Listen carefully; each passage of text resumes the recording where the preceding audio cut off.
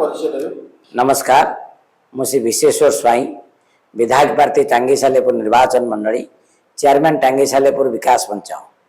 sir जब कहवा ये घटना बालेश्वर घटना देखा गोपालपुर घटना देखा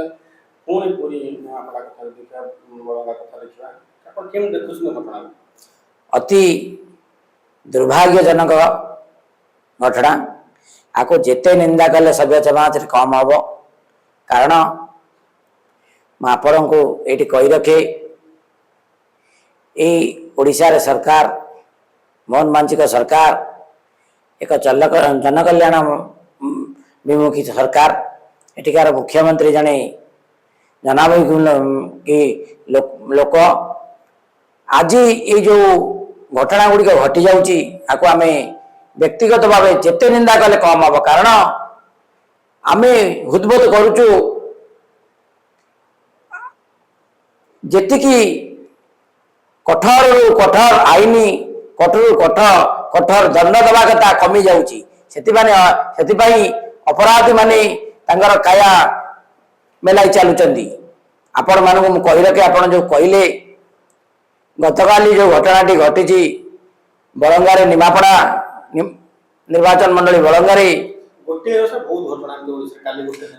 कालिका घटना मुझे कहूँ ये नाबालक बालिकाटी को जो किरोसिन पकई जाली रही सी आज एम्स रु दिल्ली एम्स को सरकार एयरलिफ्टिंग कर सरकार पारु पर्यंत लोक मान जी सेवा दबा कथा लगी पड़ी